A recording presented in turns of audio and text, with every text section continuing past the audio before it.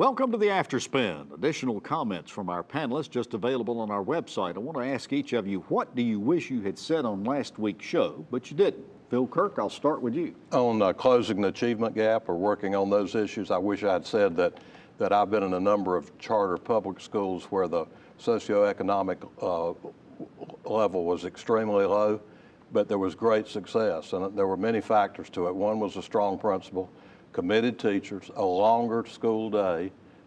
At one of the schools, the principal told me had to run the teachers and the students out at 6 o'clock every night. Wow. So it can be done, and money is important, wouldn't question that, but leadership and commitment are extremely important. Every child can learn, but every child learns differently. Interesting.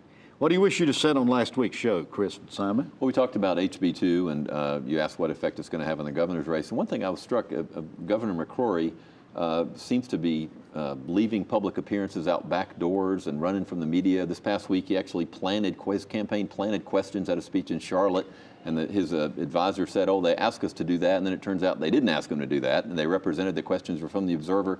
It's just interesting to me, Governor McCrory seems to be on the defensive about HB2 instead of, he has a case to make, I don't happen to agree with it, but instead of standing there talking to reporters and making his case, he's avoiding them, it almost seems like at all costs, and I think that's hurting him.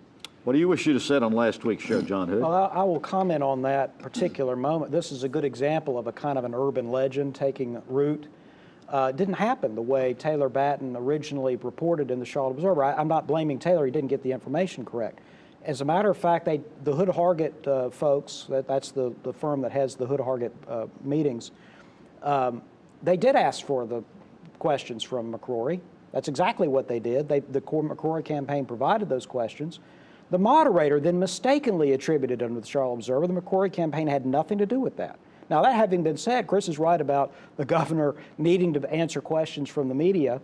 I know that it's a tough situation. I know that HB2 is a pressure cooker, but I think he should be explaining his positions and answering questions from the media. I think all governors and people who want to be governor should be answering questions from the media. And I think it has been a distressing trend ever since Governor Hunt left office. Governor Hunt left office, that we haven't had governors to do regular press conferences. I'd like to see that return. All right. Howard Lee, what do you wish you'd have said on last week's show? Well, I attended the funeral today of a man who made tremendous contributions to North Carolina education, a fellow by the name of Marvin Pittman, who died much too soon at age 66. But I guess the thing I want to highlight about his life is that he was an absolute dedicated educator. He was a black male, and he worked closely with boys in schools, and up until his death, that was how he spent his life.